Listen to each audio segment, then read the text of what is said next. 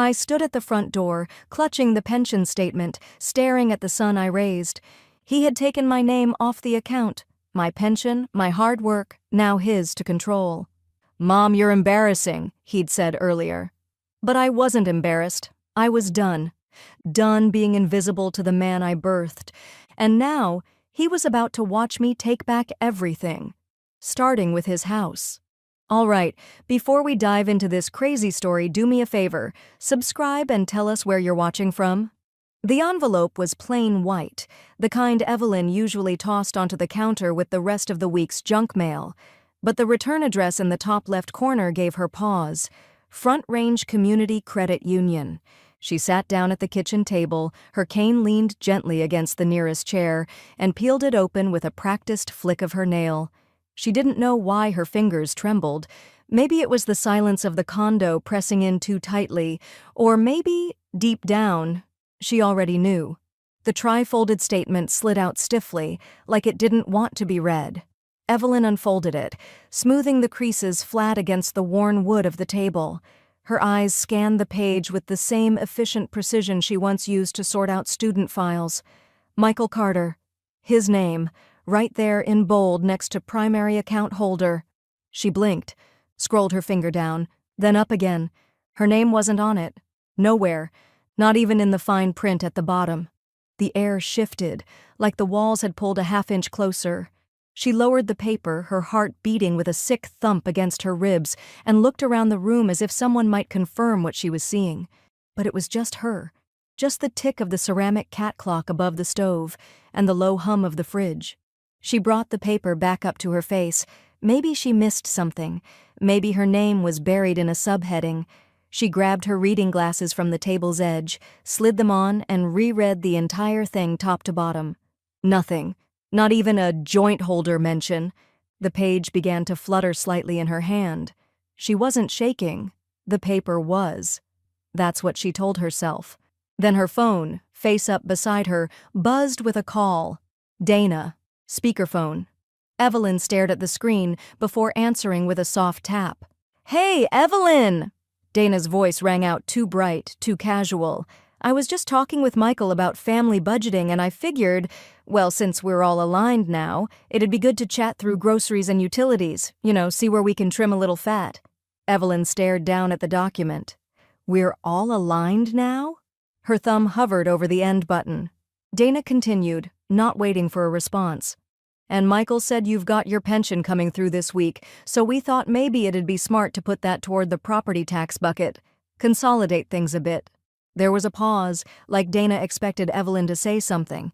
Evelyn placed the statement face down on the table, very gently, as though handling a loaded weapon. "Now's not a good time," she said evenly. "I'll call you later." Before Dana could chirp a response, Evelyn tapped the screen and ended the call. The silence that returned was sharp-edged. She picked up the statement again. This time she didn't reread it. She just stared at the name, Michael Carter, where hers should have been. The thought crept in like a whisper from a locked room. "He's taken my name off the account." She stood up slowly, using the edge of the table for balance. Her knees ached, but that familiar pain felt grounding right now. Something real in a room where everything else suddenly felt warped. At the counter, she opened the drawer where she kept her old pension paperwork. Her fingers hovered over the manila folder labeled Retirement 2018, but didn't pull it out. Not yet. Not while her hands were still trembling. Instead, she turned back toward the table. The statement still lay there, its top edge curling slightly, like it too was uncomfortable in this house. Evelyn exhaled through her nose, quietly furious. And then, almost absently, she whispered aloud into the empty condo, "How long has he been planning this?" The manila folder felt heavier than she remembered. Evelyn carried it to the kitchen table like a relic, something sacred and buried too long. She eased into the chair with a slow exhale and opened it, careful not to tear the corners. Neatly filed inside were years of documents, pension enrollment forms, beneficiary notices, tax forms, all of it bearing her name, her social security number, her signature in that familiar, slanted script she'd perfected in college. She scanned each page with mounting clarity. She was the primary. Always had been. But facts, she knew, could be manipulated. Paper could be altered. Signatures could be forged. Her eyes settled on one document in particular, the original pension disbursement form, signed in blue ink back in 2018, the year Harold passed. Her name, Evelyn June Carter, written with the slow precision of a woman still learning to stand on her own after 50 years of marriage. The signature hadn't changed. She recognized the slight wobble at the J. That was the month her hands were still unsteady with grief. She looked again at the bank statement on the table beside it. Michael Carter. No co-holder, no Evelyn. The two papers sat side by side like opposing witnesses, and between them, a betrayal she could no longer rationalize. She picked up her phone and tapped in the number listed on the pension office's website. As the line rang, she glanced out the window toward City Park. From here, she could see the edge of the duck pond through the fading summer trees. It had always calmed her, but today, the view just looked far away. "Pension office, this is Paula," came a woman's voice, clear, polite, matter-of-fact. Evelyn sat up straighter. "Yes, hello. My name is Evelyn Carter. I'm calling because I received a statement that doesn't look right. It's from my bank, and it lists my son, Michael Carter, as the sole recipient of my pension deposits. I'm trying to understand how that's possible." There was a moment of typing. Evelyn heard the soft clicking of a keyboard. "All right, give me just a moment, Ms. Carter," Paula said, still calm, but now with the clipped tone of someone switching into technical mode. "Can I verify your birth date and the last 4 digits of your social?" Evelyn provided them. The sound of more typing followed. Her fingers tightened around the phone. "Okay," Paula said finally. "I do see your pension record here. It shows you as the primary recipient, active since March of 2018, with monthly disbursements routed to an account ending in—" She paused to read it. 4,472. Evelyn's stomach turned. The account number on her recent statement was different. "That's not the number on the bank statement I got this morning," she said, her voice a notch sharper than she intended. "That's not where the money is going anymore." Silence, then. "Do you have that statement in front of you?" "I do." "Would you mind reading the last 4 digits of the account listed there?" Evelyn did. More silence. Then Paula spoke, slower this time. "That account isn't registered under your name in our system." Evelyn blinked. "Excuse me?" "I mean, our records indicate your pension should only be going to an account under your name. If there's been a change in the receiving account and your name is no longer listed, that's concerning. Very concerning." The quiet between them stretched. Evelyn's voice, when it returned, was cold steel. "So, you're saying it shouldn't be like this?" "I'm saying something's wrong," Paula replied carefully. "I'd recommend coming in. Bring any documents you have. We can escalate this through the appropriate channels." Evelyn thanked her and ended the call. She didn't move for a long moment, just stared at the opposing papers laid before her, like a puzzle she'd never wanted to solve. Then, slowly, she closed the manila folder and stacked it with the bank statement.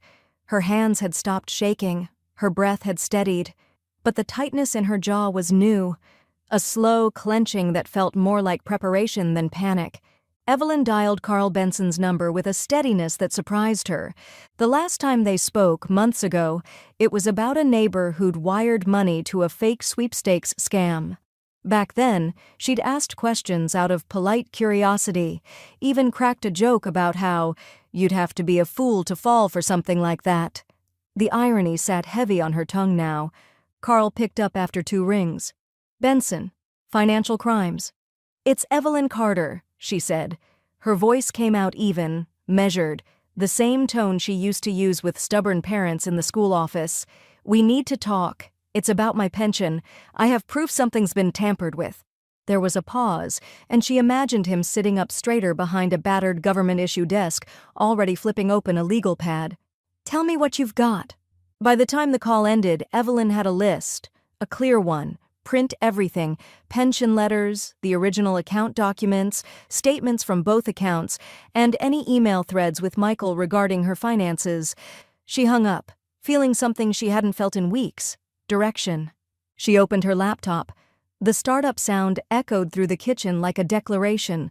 Folder by folder, Evelyn searched. She wasn't the fastest with technology, but she was organized, always had been.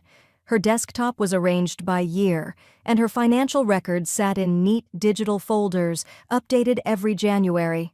She found PDF versions of old bank statements, the first pension deposit receipts, even a scan of the original bank form with her name clearly listed as the owner. And then the emails. She hesitated before opening the thread with Michael. The subject lines were deceptively harmless. Tax prep help, 2023. Need to update the routing. Mom, quick favor, sign and scan back? She clicked through them, skimming. The tone was always the same, casual, overly confident, dripping with that I'll-handle-it bravado Michael wore like a tailored suit. There it was, one email with an attachment labeled Power of Addy Draft PDF, sent last September. The body text read, "No rush on this, just cleaning up a few things in case of emergencies. You don't even need to look too closely. Just sign the bottom and I'll take care of the rest." Her stomach clenched. She had signed something. Last fall. She barely remembered it, just a blur of trust, of letting him take care of it. But she hadn't understood what it was, and she damn sure hadn't agreed to let him reroute her only source of income. The printer whirred to life behind her, its old gears groaning with every page. She fed it document after document, each sheet a breadcrumb on the trail Michael never thought she'd follow.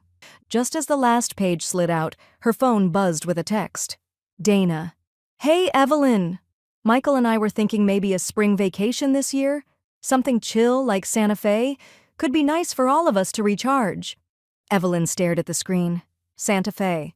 She typed back one word. No. Another buzz. Dana. LOL, okay. Just tossing it out there. Talk soon. She didn't respond. Instead, she slid the papers into a clean manila envelope, labeling it in her tidy all-caps script. Pension. Evidence. The house was still, the late afternoon sun casting a golden rectangle across her floorboards. Dust floated in it like glitter, undisturbed. But inside her, the stillness was gone, replaced by something sharp, engineered, alive. Her phone rang again. Carl. "Morning appointments confirmed," he said. 9 a.m. downtown. I'll meet you in the lobby." "I'll be there," Evelyn replied. Evelyn stepped through the double glass doors of the Denver Police Financial Crimes Unit just after 8:55 a.m., envelope clutched tight against her chest like a shield. The lobby smelled faintly of printer toner and burnt coffee. Her orthopedic shoes tapped quietly against the scuffed linoleum, and every sound, from the squeak of her cane to the cough of a man seated near the bulletin board, felt amplified. A woman in uniform at the front desk glanced up. "Ma'am?" "I have an appointment with Detective Benson," Evelyn said.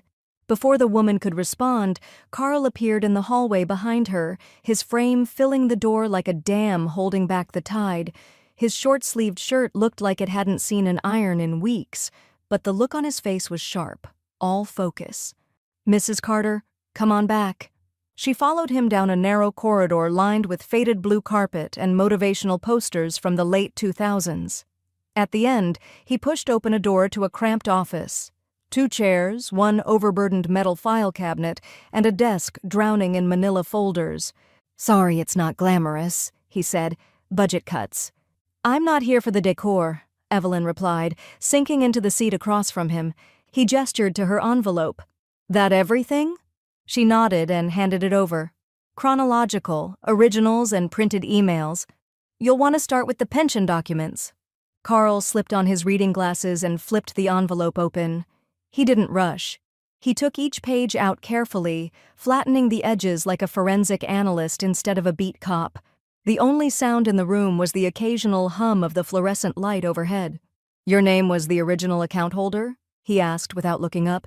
"Yes, since 2018. He compared signatures. "This one here." He tapped a form dated 3 weeks ago, with Evelyn's name typed beneath a signature that only vaguely resembled hers. "Did you sign this?" She leaned forward and studied it. Her stomach turned. It was wrong. Too smooth, too neat. It didn't carry the familiar hesitation in her hand. That hesitation had been there ever since arthritis started creeping into her joints 2 years ago. "That's not mine," she said. "It looks close, but it isn't mine." Carl's lips pressed into a thin line. He pulled out a highlighter and marked the form with a deliberate stroke. Then he slid it beside her original 2018 pension signature. "Someone tried to imitate it," he said, voice low almost to himself. "They didn't do a great job. The angle's off. Pressure too light. It's forged, Mrs. Carter." Evelyn looked down at the forms, both now side by side on the desk. 2 names, one real, one pretending. "Michael," she said. Not a question, a statement of grief wrapped in granite. Carl leaned back in his chair, arms crossed over his chest. "I've seen a lot of these. Sons, daughters, caregivers. It always starts the same way, with trust. And then they see how easy it is to reroute one thing, one payment, one signature. Before you know it, it's a pattern." She swallowed hard. Her hands were folded tightly in her lap now, as if gripping something invisible. "What happens now?" Carl straightened. "Now, I open a formal case. I'll request banking records, contact the credit union, pull IP logs on the digital signatures if we can. We'll need to prove it wasn't you who authorized the transfer, but based on what you've brought, Mrs. Carter," he met her eyes, "we've got a strong start." Evelyn nodded once, not triumphantly, but like a soldier hearing the battle plan read aloud. He continued, "You'll need to keep everything close. Don't tip your hand. I know it'll be hard, but don't confront him yet." "I won't," she said, and she meant it. Carl scribbled a case number on a sticky note and handed it to her. "You'll need this for everything going forward. Copy shop, lawyer, credit bureau, anyone who tries to ask questions. Keep it with you."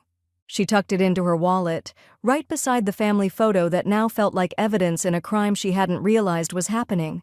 The law office was perched on the 5th floor of an older downtown building, the kind with brass elevator buttons that clicked when pressed, and lobby tiles that hadn't seen polish in a decade. Evelyn stepped out of the elevator at exactly 10 a.m., her leather purse tucked tightly under one arm and the case folder clutched in her other hand. The brass placard on the frosted glass door read, "Lewis and Payne, Elder Law and Estate Services." It was quiet inside, the kind of quiet money likes. Dignified. Insulated. A younger paralegal gave Evelyn a kind smile and motioned toward the back. Sandra Lewis looked exactly how Evelyn remembered her from Harold's will signing years ago. Silver gray hair swept into a twist, pressed navy suit, glasses perched halfway down her nose. She stood as Evelyn entered. "Evelyn," she said warmly, reaching across the desk with both hands.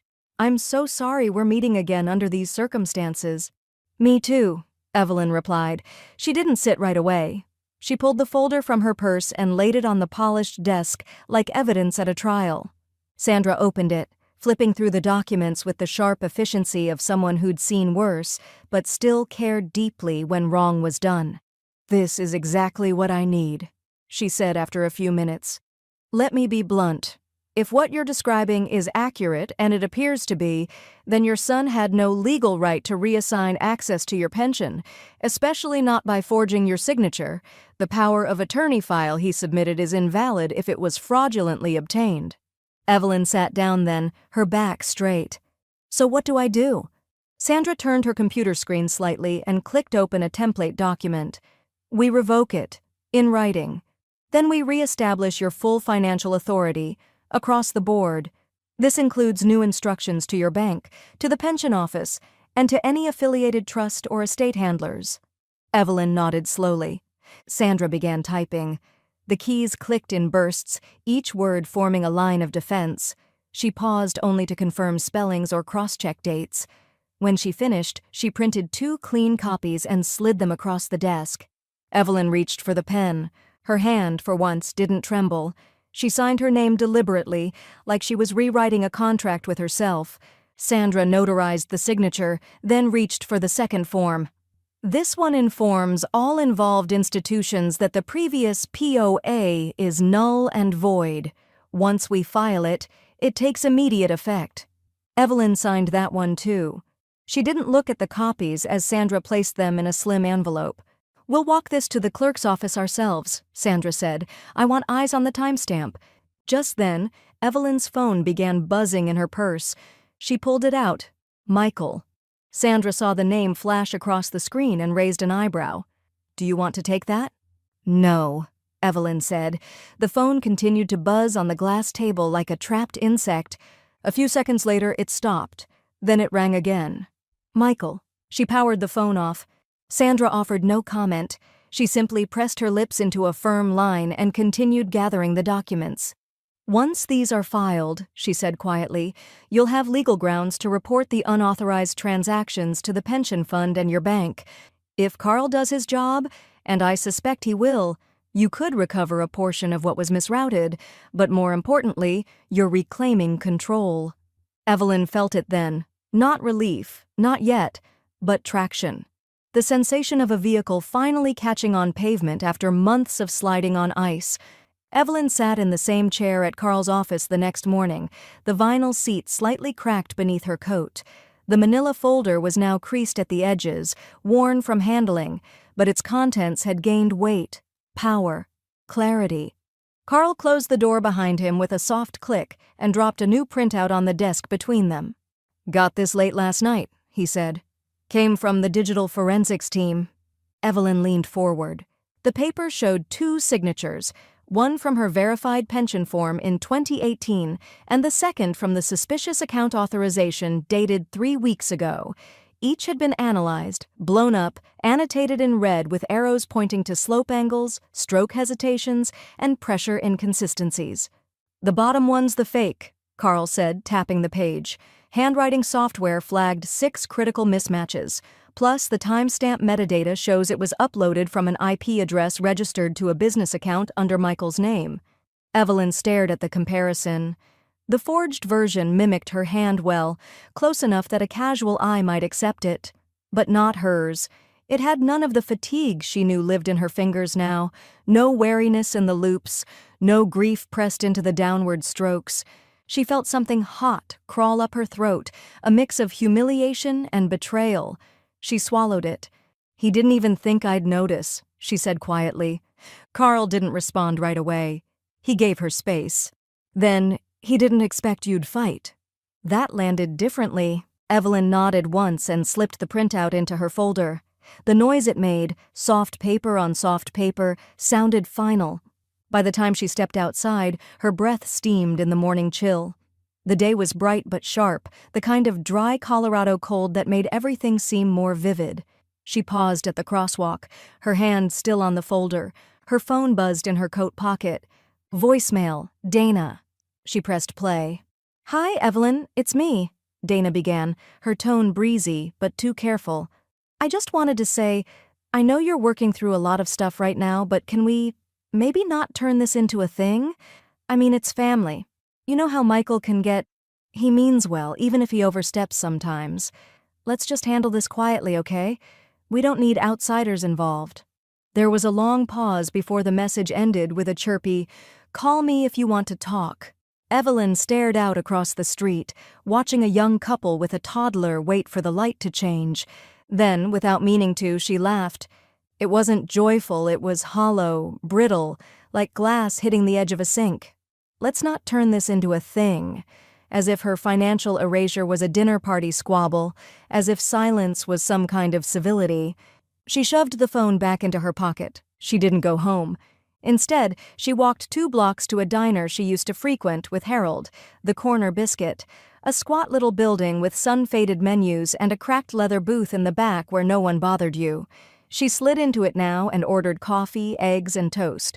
No small talk, no fuss. When the plate arrived, she took her time. The coffee was strong and a little bitter, just how Harold liked it. The eggs were rubbery, but she didn't care. She chewed slowly, her hands still resting on the folder beside her. The phone buzzed again, this time an email. From Sandra Lewis, subject, "Your official." Message, "Filed. Pension is now under your sole control again. I'll forward confirmation docs this afternoon. Proud of you, Evelyn." She stared at the screen for a long moment, then smiled, not fully, but with something real behind it. She was taking her name back. The bell above Evelyn's condo door buzzed just as she'd poured hot water over her afternoon tea. She froze. No one ever came by unannounced. She moved quietly toward the peephole, her slippered steps barely making a sound on the hardwood floor. Michael! Standing just inches from the door, shoulders squared, jaw clenched. The collar of his jacket was turned up, like he'd rushed here from somewhere important, or pretended he had. In his hand, a crisp, white envelope, her pension confirmation letter, unmistakably creased the same way Sandra had folded it. Evelyn's breath stayed still in her chest. He rang again. She opened the door halfway, just enough to block his full view of the apartment behind her. "You're not supposed to have that," she said flatly. Michael didn't smile. He stepped forward slightly, toe nearly at the threshold. "You filed new paperwork, behind my back." Evelyn lifted her chin. "It was never your business." His mouth twitched. Not into a smile, but something tighter. "I've been managing your accounts for months. You didn't seem to mind when the taxes got filed, or when I helped you refinance the heating bill. That was help," she said. "This was theft." Michael's voice dropped low. "You don't understand how fragile everything is right now. Dana and this affects all of us." She laughed once, a bitter puff of air. "You're right, it does." Dana's voice echoed faintly from Michael's phone. He was on speaker. Evelyn caught the end of a sentence. "She's just overreacting again." "Tell her," Evelyn said sharply, "that if she ever wants to speak to me again, she can do it in person and without hiding behind your pocket." Michael lowered the phone without a word. Dana's voice cut off mid-sentence. "You're making a mistake," he said. "This won't end the way you think it will." "No," she said, and her voice was so calm it nearly chilled the air between them. "It won't end the way you thought it would." He looked past her shoulder as though expecting someone, a neighbor maybe, to interrupt this moment and tilt it in his favor. But no one came. "You're putting family second," he said finally, quieter now. "Over what? Pride? You're not getting younger, Mom. And the way you're acting is the way someone acts when they've been stolen from," she finished. For a beat, neither spoke. Then Evelyn stepped backward, reached for her phone on the hallway table, and without breaking eye contact, tapped to dial. "Who are you calling?" Michael asked. She didn't answer. Carl's voice came through the speaker after 2 rings. "Carl Benson." "Detective," Evelyn said clearly. "My son has just arrived uninvited to my home. He's upset about legal filings he had no right to interfere with. I'd like this incident logged, please." Michael's eyes widened slightly. Carl didn't miss a beat. "On it. If he won't leave, I can have a cruiser swing by."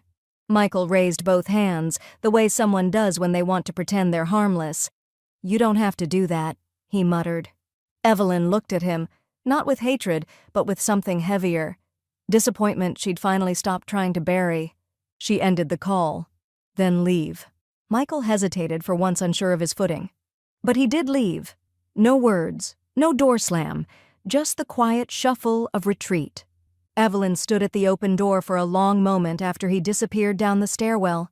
She didn't move, didn't cry, just closed the door, locked the bolt, and turned the chain. The first call came just after 8 a.m., just as Evelyn was watering the potted basil on her kitchen windowsill. "Evelyn? It's Marlene from First Baptist. Honey, are you all right?" Evelyn paused, the watering can halfway tipped. "Of course I am, Marlene. Why?" "Well," the woman hesitated.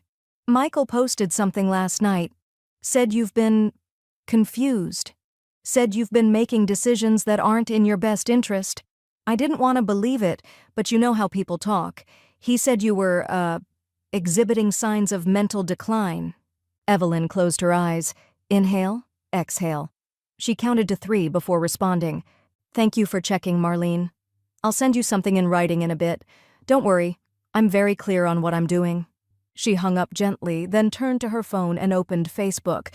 Michael had posted a long, meandering status on his personal page, visible to friends and their extended networks. A carefully worded attack, dressed up as concern. "It's hard watching someone you love become less of who they were. We've been trying to help my mother behind the scenes, but the reality is she's struggling with clarity lately. She's refusing assistance and making financial decisions that could hurt her in the long run. Please pray for our family during this difficult time." A handful of mutual acquaintances had commented, mostly polite sympathy, a few raised eyebrows. Evelyn stared at the screen. Her hands didn't shake, her jaw didn't tighten. Instead, she reached for her reading glasses and walked into her office. She opened a Word document and began typing. "To whom it may concern, I am writing this of sound mind and under no duress. Due to recent falsehoods spread by my son Michael Carter, I am making the following clarification public. I have not been diagnosed with any cognitive condition. My attorney, Sandra Lewis, has filed the appropriate paperwork to revoke his access to my financial affairs, following a confirmed incident of forgery and unauthorized control over my pension. Supporting documents are available upon request. Evelyn June Carter." She attached the PDF to an email and sent it to her Bible study group, her church's community coordinator, and 3 of the friends who had messaged her privately. She didn't CC Michael. A few hours later, she received replies, short notes of support, confusion, or quiet apology. Some didn't reply at all. Her phone buzzed with a text. "Carl Benson. Saw the post. Don't engage online. It'll escalate the wrong way. Keep everything in writing. Quiet strength is your weapon here." She replied with a thumbs-up emoji. By mid-afternoon, Sandra called. "The trust documents are officially filed. We have confirmation from the clerk's office. Everything is now under your sole control and out of reach from Michael, permanently." "Good," Evelyn said. "Thank you." "No sign of him today?" "Not a peep." Sandra hesitated. "He'll find another angle, they always do." "I'm counting on it," Evelyn said. That evening, Evelyn sat on her small front porch, a ball of thick green yarn in her lap and the beginnings of a scarf unraveling across her knuckles. The porch swing creaked with each gentle shift of her weight. The sun was low and warm across her shoulders, and the sound of sprinklers hissed from a nearby lawn. She could still feel the bruising weight of Michael's words online, but it didn't sink in the way he'd hoped. She knew what was real. She had the paperwork, the filings, the investigation. And beneath that, a truth even harder to shake. She no longer owed him silence. The scarf grew inch by inch under her needles, a quiet rebellion stitched in moss green. She could hear a few neighbors chatting across the street. Someone was grilling. The world hadn't stopped for her war. It never did. Her phone buzzed once more. "Unknown number. Tell me how much you want. We can make this go away. No police, no lawyers." She stared at the message, then blocked the number. The call from Carl came just after breakfast. "It's done," he said. "The joint account's frozen. Michael won't be able to move another cent until the fraud investigation's closed. We're running a trace on the withdrawals now." Evelyn didn't smile, but her shoulders dropped slightly. A pressure she hadn't realized she'd been holding in her chest finally started to release. She logged into her online banking. For a moment, the screen flickered as it loaded. Then there it was, the familiar account view she used to check every Friday like clockwork. And this time, her name was there. Her name, not buried in secondary access, not hidden behind shared permissions. Primary account holder, Evelyn June Carter. The balance reflected deposits she hadn't seen in months, amounts that had disappeared into Michael's orbit without explanation. Now they sat quietly in her account, waiting. She leaned back in her chair. The quiet in the condo felt different, not hollow, just still. She didn't hesitate. She pulled out the folder from Sandra's office, flipped to the trust setup instructions, and followed them step by step. A few clicks later, the majority of the funds were transferred into a protected retirement trust, one that Michael couldn't touch, even with a crowbar and a lawyer. When she was done, she printed the confirmation slip and slid it into a new folder marked SECURED. She sat with it in her lap for a long time, a slow breath in, a slower one out. From the front window, she could see sunlight flickering between the trees lining her quiet Denver street. It was nearly noon. The air had that golden, late summer look to it, like the world was easing into its last stretch of warmth before surrendering to fall. Evelyn grabbed her walking cane and her cardigan. City Park wasn't far, and today she didn't want to sit still. The park was alive with motion. Joggers traced the edges of the pond, and children squealed near the playground while their parents hovered with coffee cups and sunscreen. Evelyn followed the paved path around the water, past benches and weeping willows, letting the rhythm of her cane on concrete set her pace. She was halfway through the loop when she stopped to rest beneath a tree. That's when she heard it. Raised voices, sharp, hushed, too familiar. Across the parking lot, standing near a dented black sedan, were Michael and Dana. Dana's arms were folded across her chest, her chin jutting forward. "You said she wouldn't fight back," she snapped. "You promised this would be clean. You promised." Michael muttered something Evelyn couldn't hear. Dana leaned in closer, her voice even lower now. "You don't get to burn down our future because you underestimated your mother." Then she turned and walked off toward the sidewalk, keys clenched tight in her fist. Michael stayed by the car, his shoulders slumped, hands in his pockets, staring at nothing. Evelyn didn't move. She just watched. She had nothing left to say to either of them. Not now, not here. Later that evening, back at her condo, she pulled off her shoes, poured a glass of water, and sat at the kitchen table, her legs aching but her mind oddly clear. The phone rang. Sandra. "I just wanted to check in," her attorney said. "You've been through a lot this week." "I know," Evelyn said, "but it's getting quieter." Sandra's voice softened. "That's what peace feels like, Evelyn. Don't let the quiet scare you." They chatted a moment longer, brief but real. Then Evelyn hung up, tucked the folder of trust documents into her filing cabinet, and turned off the kitchen light. It arrived on a Thursday morning, tucked in with the usual mail. Credit card offers, a local grocery flyer, a window cleaning coupon she'd never use. But the thick, cream-colored envelope stood out immediately. The Denver County seal, embossed in gold in the top left corner, confirmed what Evelyn already suspected. It was real now. She brought the envelope into the kitchen and laid it on the table next to her cooling cup of coffee. She didn't open it right away. Instead, she sat for a few moments, letting the weight of the moment settle around her like dust. There was no longer any room for denial, no way to pretend this was just a family disagreement that might resolve itself over dinner. When she finally slid her letter opener beneath the flap and unfolded the pages inside, the legal language didn't rattle her. It was clean, professional, direct.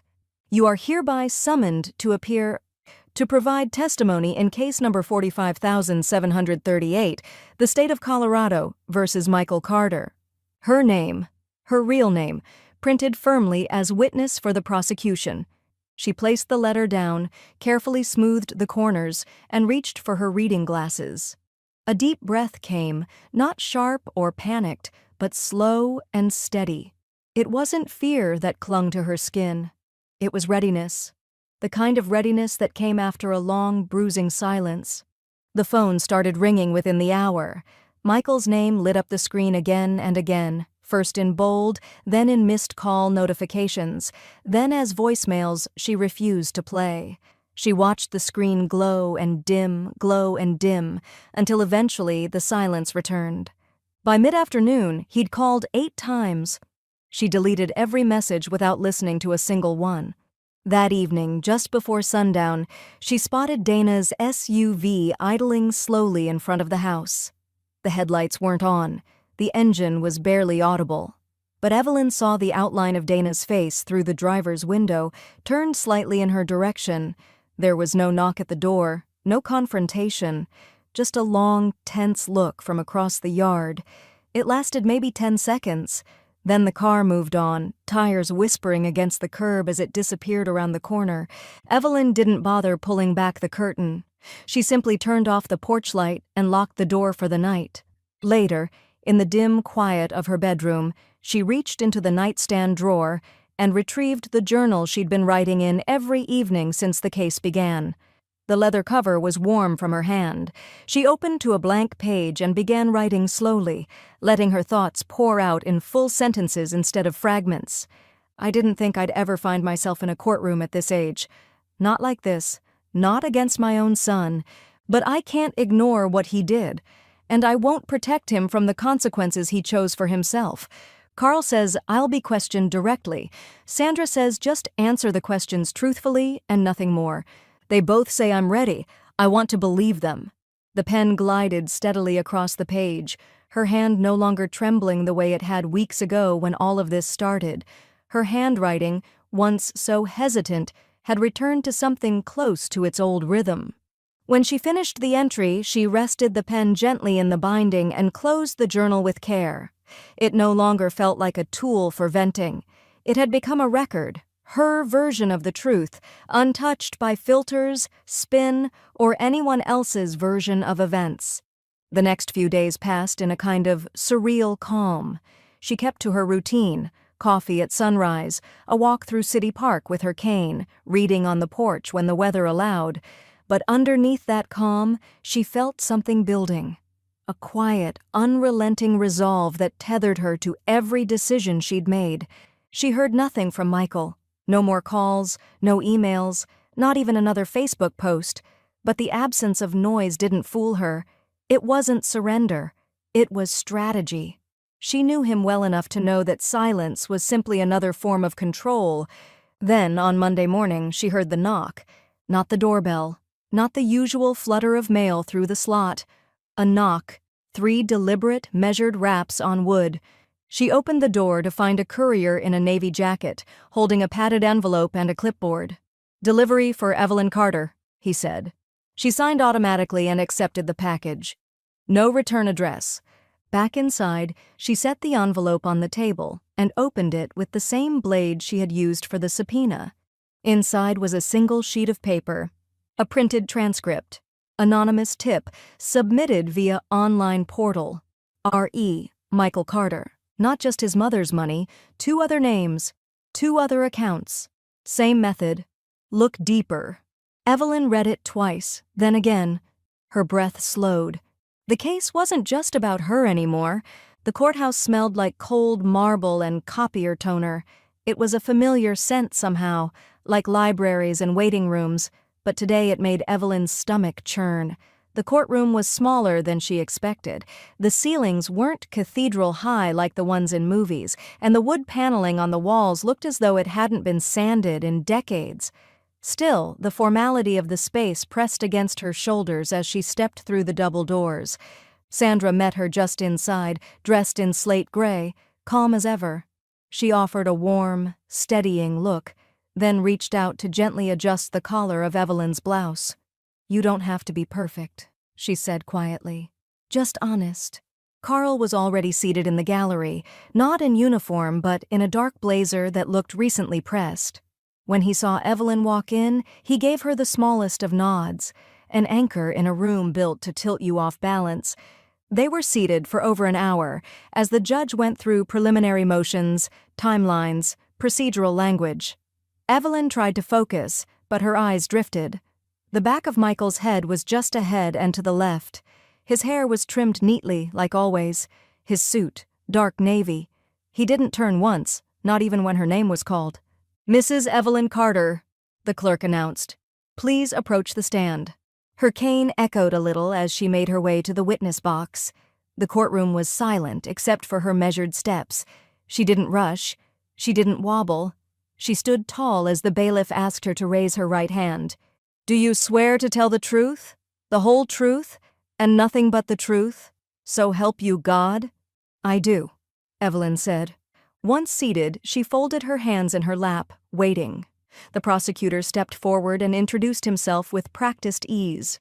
No drama, just clarity. "Mrs. Carter, can you tell us about the pension account in question?" Her voice was soft at first, but sure. "Yes, I opened that account in 2018. It was under my name only. The pension office deposited into it each month, and I used it for my living expenses." "And when did you realize something had changed?" Evelyn inhaled through her nose, steadying herself. "This past spring. I received a bank statement showing that my son, Michael Carter, was now the primary account holder. My name was no longer listed." Michael shifted slightly in his seat, his jaw moving like he was grinding down a molar. Still, he didn't look at her. "And did you give your son permission to remove your name from that account?" "No," she said. I did not. What did you do after discovering the change?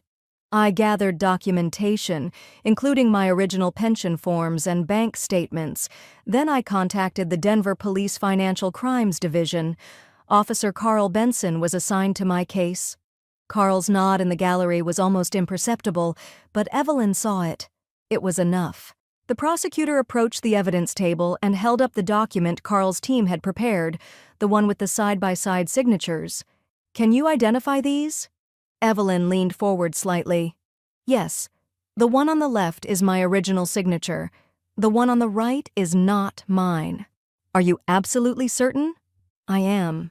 And yet the fraudulent signature appears on the updated bank authorization form submitted by your son, correct? Yes, she said, the word landing like a gavel in her throat. Silence followed. The prosecutor stepped away. The defense declined to cross-examine. When the judge dismissed her from the stand, Evelyn stepped down slowly. She didn't look at Michael as she passed him. She didn't need to. She could feel the tension in the set of his shoulders, the way his hands clenched together in his lap. Dana sat behind him, stiff and colorless, her eyes fixed on the floor as if she could disappear into the linoleum if she just stared hard enough. She hadn't looked Evelyn's way once. Back at the defense table, Michael turned his head slightly, just enough to glance in Evelyn's direction. But by then, she was already walking away. She sat beside Sandra, who reached over and gently squeezed her hand under the table. You did exactly what you needed to do, her attorney whispered. Evelyn nodded, but said nothing. The moment was too full. The courthouse hallway was quieter than Evelyn expected when she returned 2 days later. Not solemn, not tense, just muted, as if the walls themselves were waiting for resolution. She sat in a small conference room with Sandra, the morning sun slicing through narrow windows and painting long lines across the file-strewn table. A fresh stack of paperwork sat between them. At the top, the official freeze order from the court, an elegant stamp in blue ink sealing the decision Evelyn had fought so hard to reach. He can't access anything, Sandra said, sliding the document toward her. Not the old accounts, not the credit line, and not the residual deposits from your pension or the estate. It's all blocked. Pending the outcome of the case, of course, but the order is clear. Evelyn reached for her glasses and read every line, slowly, deliberately. She didn't skim anymore. She had learned what could be buried in fine print. When she reached the end, she didn't smile, but her spine straightened. I want to finish the trust transfer today. Sandra was already nodding. We can wire everything through the firm's fiduciary unit. No loopholes, no access outside your name, not even by accident. They worked in quiet focus for the next 45 minutes. Evelyn read and initialed every page, cross-checking account numbers, beneficiary designations, and contact protocols for emergency access. The documents bore her signature in 3 places, each one slow and certain.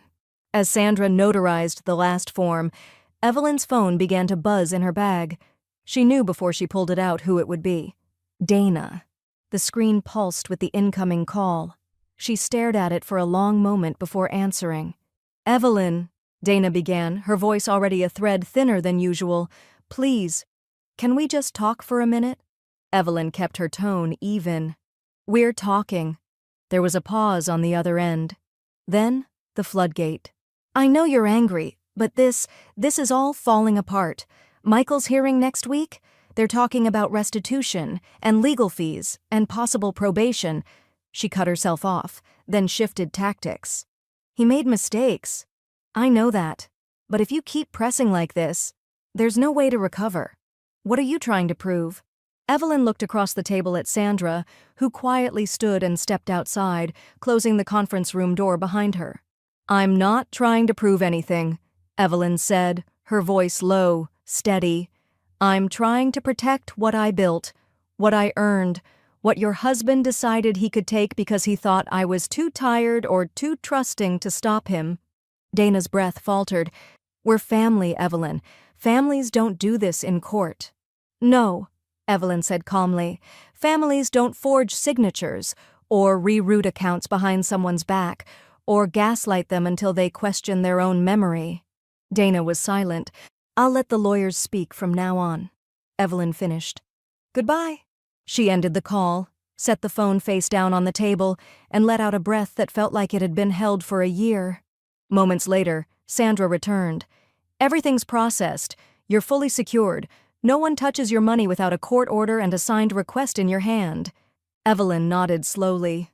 Thank you. You did more than most people ever do, Sandra said. Most just let it happen and spend the rest of their lives trying to explain why. Outside, the city pulsed in late morning light, cars weaving past the courthouse steps, pigeons fluttering near a bench, a pair of women in suits laughing over something on a tablet. Evelyn watched it all from the glass windows in the lobby as she stepped out with her cane, the documents in her bag tucked tightly under one arm. She didn't feel victorious. She felt clean, like something old had been scrubbed away. Later that evening, Carl called from his office. Just wanted to say you did good, he said. I see a lot of these cases. They rarely go this far, and they almost never go this well. Feels strange, Evelyn admitted, but I'm not afraid of the quiet anymore. Carl paused. That's the best kind of win. The courtroom didn't cheer. It didn't gasp. It simply breathed, a collective exhale when the judge issued the final ruling. In light of the evidence presented, the court finds in favor of the plaintiff, Mrs. Evelyn June Carter. Restitution in the amount of $72,400 is awarded. Michael Carter is hereby placed on supervised probation for a period of 18 months. Further financial monitoring and restricted access to fiduciary privileges are to be enforced for the duration of the term. Michael sat perfectly still, as if he thought that staying motionless might keep the world from noticing what had just happened. His lawyer offered a soft pat to his shoulder, but Michael didn't react. His gaze remained fixed on the floor in front of him, an island of courtroom tile he couldn't escape. Dana was nowhere in sight. Evelyn didn't look in his direction as she stood. She had already spent enough energy trying to get him to meet her eyes. Now she didn't need him to. The truth had done the talking. Sandra gathered the paperwork in swift, neat motions. Her pen moved fluidly over final notations. It's over, she whispered, more softly than celebratory. No, Evelyn said, fastening the button on her coat. It's done. It's not over. They left through the side exit, the Colorado wind sweeping through the parking lot as they stepped outside. The sun had dipped just enough to cast long shadows behind them, but Evelyn didn't move like someone hiding from shade. Her walk was slow but deliberate, her cane ticking against the sidewalk with the rhythm of earned ground. Later that week, the news filtered in from a neighbor who worked across town. Dana had moved out. No dramatic exit, no suitcases hurled onto the lawn, just a quiet U-Haul early on a Sunday morning. One trip, no return. Michael was left alone in that modern duplex he'd once bragged about over Easter dinner, the one Evelyn had never quite felt welcome in. Now it was his to sit in, to explain, to reckon with. Evelyn didn't waste a breath on wondering how he felt. She had her own paperwork to file.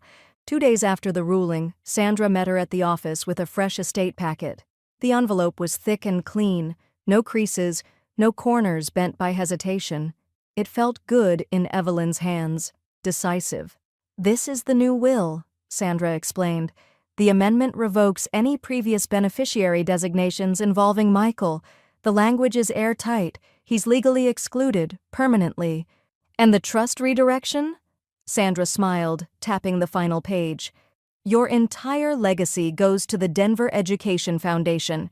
We've already set up a named scholarship fund in Harold's memory. It'll support aspiring public school secretaries and administrative assistants, exactly the way you wanted. Evelyn's eyes lingered on the line that named the fund, the Harold and Evelyn Carter Honor Scholarship. She signed with a pen that didn't pause, didn't falter. Her hand moved with the kind of steadiness only truth could grant. Sandra watched her with something that looked like quiet pride. You know, she said as she notarized the final page, this isn't just legal closure. It's personal redemption. You rewrote your ending. Evelyn closed the folder and folded her hands atop it. No, she said, her voice soft but sharp. I just started telling it myself. They shared a brief smile. Then Sandra slid the completed file into her briefcase and stood. By the way, she added casually, Carl called. He asked if I'd pass along a message. Evelyn raised an eyebrow. He's organizing a senior fraud prevention seminar next month. Downtown. City-backed. He wants you to be the keynote speaker. The suggestion landed like a stone dropped into calm water. Unexpected, jarring, but somehow right. Evelyn blinked, caught off guard by the image. Herself at a podium, speaking into a microphone, a room full of strangers listening not out of sympathy, but respect. "I'm not a public speaker," she said. Sandra tilted her head. "You weren't a litigant either, until you were." That night, Evelyn sat on her porch again, a fresh skein of yarn in her lap, the green scarf nearly finished. She hadn't decided if she would accept Carl's invitation, but the idea didn't scare her. Not anymore. The wind moved softly through the trees, rustling leaves that had just begun their autumn shift. The air smelled like dry grass and turning pages. She watched the evening come alive in quiet tones. The folding chairs creaked as the audience settled into the multi-purpose room of the East Denver Community Center. Pale yellow walls, low ceilings, and the faint scent of floor wax. Nothing glamorous, but something warm pulsed beneath the fluorescent lights. Something real. Evelyn stood just behind the podium, her speech folded neatly in her hands. She wore a muted teal cardigan and her best slacks, the same ones she used to wear on parent-teacher conference nights when she worked at the elementary school. She hadn't been this publicly visible in years. Carl adjusted the mic for her, then leaned in and whispered, "All yours, when you're ready." She nodded once. Her hands didn't tremble. The audience before her was mostly gray-haired. Couples, singles, quiet clusters of friends who had arrived early to get a good seat. Some sat with notebooks, others with thermoses. All of them wore expressions Evelyn had come to recognize, a mix of guarded curiosity and quiet exhaustion. These weren't just attendees, they were veterans of worry, of disappointment, of children who had once meant the world and now barely made contact. She unfolded her notes but didn't look at them. "My name is Evelyn Carter," she began, her voice clear. "And not too long ago, I found out my name had been removed from my own bank account." The room shifted. A few heads tilted. The air thinned slightly, the way it does when someone says something unvarnished and true. "I thought it was a mistake at first," she continued. "A glitch, maybe a typo. But I kept reading. I kept looking. And what I found was that my son, Michael, had forged my signature. He'd rerouted my pension, changed access settings, and hidden the truth beneath the idea of helping." She didn't pause for effect, but the silence after her words did it for her. She looked out over the crowd. Many were nodding. One woman near the aisle clutched a tissue she hadn't meant to need. "I share this not to shame him. That part's already happened. I share it because someone else in this room has already seen the warning signs. Maybe your adult child suddenly started checking your mail. Maybe a niece or nephew suggested you just sign this one form so they can help you with taxes. Maybe you've felt that flicker of confusion when a bill looks different, or your balance doesn't look quite right." She inhaled slowly, steady. "Trust is beautiful. Until it's weaponized." The words hung heavy. "But I'm not here today as a victim. I'm here as someone who learned how to take her name back. With the help of good people and the law, I froze the accounts, filed the evidence, and revoked his access. I stood in court and told the truth. And when the ruling came down, I didn't feel triumphant. I felt clean. I had gotten back to the person I was before silence and fear made a home in my house." She glanced down, then folded the speech back into thirds. Her eyes swept the room once more.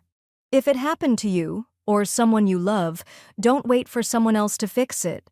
You are not too old, you are not confused, and you do not owe anyone the right to erase you." The room held its breath for a beat, and then the applause came, not loud or theatrical, but warm and persistent, rising like dawn breaking slowly over the room. Carl stepped forward, his voice steady over the microphone. "That, folks, is what courage looks like. Evelyn, on behalf of the Denver Senior Protection Task Force, thank you. Not just for surviving this, but for showing the rest of us how to fight." The applause rose again, and this time Evelyn let herself smile. From the front row, Sandra clapped slowly, her expression filled with quiet satisfaction, the kind of pride that doesn't need words. After the event, a few attendees lined up to shake Evelyn's hand or share brief stories of their own. One man pressed a folded paper into her palm, an old bank statement, and whispered, "Thank you for giving me the push." She simply nodded. No fanfare, no preaching, just presence. An hour later, Evelyn stood outside the center beneath the soft gray light of approaching dusk. Her scarf was wrapped neatly around her neck. Carl lingered beside her on the sidewalk, sipping coffee from a styrofoam cup. "You ever think you'd be doing public service again?" he asked. "I thought I was done giving speeches," she said. "Guess not." "You're good at it," he said. She didn't answer right away. Instead, she looked out across the parking lot. Families arriving for the evening youth classes, a teenager on a skateboard drifting by, someone laughing on a phone nearby. Life went on. But this time she wasn't just surviving it, she was part of it again. Finally, she said, "I'm not done. Not yet." And she meant it. The envelope came in late morning, slipped through the mail slot with a faint rustle and a metallic click. Evelyn heard it land as she stood in her kitchen, hands wrapped around a warm mug, the smell of cinnamon coffee curling into the air like memory. She didn't open it right away. Instead, she turned off the stove burner and walked to the front door, bending slowly to retrieve the envelope from the floor. It was a monthly pension statement. She knew the texture before she saw the label, that slightly waxy paper with a folded crease you couldn't smooth out no matter how hard you tried. She carried it to the dining table and sat in her usual chair, the one with a cushion she'd sewn herself 2 winters ago. The sun was spilling through the lace curtain, throwing soft rectangles of light across the wood. She took her time, peeling open the flap, as if the act of reading it might change what it said. But when she unfolded the paper and saw her name, and only her name, printed clearly at the top, she let out a breath that didn't shake on the way out. Evelyn June Carter, primary beneficiary/pension account holder. The weight of it wasn't just in the paper, it was in the certainty, in the absence of shadows, in knowing she had reclaimed something that had once been quietly stolen from her and made to look like love. Her fingers traced the ink lightly, not in disbelief, but in quiet gratitude. Not triumph, not vengeance, just peace. She placed the statement in a folder labeled Keep, then made herself another cup of coffee. No rush, no need to count spoons or double-check bills. The pot gurgled contentedly behind her as she leaned against the counter and watched the steam rise in gentle curls. Outside, the day was soft and cloudless, the kind of early fall day that still felt like summer if you walked slowly enough. She grabbed her cardigan, her cane, and her shoulder bag, and locked the front door behind her with 2 easy clicks. She didn't need a destination, but her feet led her to City Park. It wasn't crowded, just the right amount of movement. A group of teenagers tossed a frisbee back and forth near the lake. 2 women with strollers paused on the path to admire the ducks. Somewhere nearby, someone was playing a harmonica, clumsy and earnest, the notes floating in and out of tune with the breeze. Evelyn found a bench under the wide stretch of a maple tree, its leaves halfway between green and rust. She sat slowly, setting her cane beside her, letting her body relax into the old wooden slats. Across the field, a child in a red jacket chased bubbles. His laughter reached her like a skipped stone across water, light, imperfect, whole. His father followed at a distance, arms crossed but smiling. Evelyn tilted her face toward the sky, not all the way, just enough to feel the sun against her eyelids. The betrayal hadn't disappeared. It wasn't a thing that could be erased, only named, faced, moved through. But the heaviness had shifted.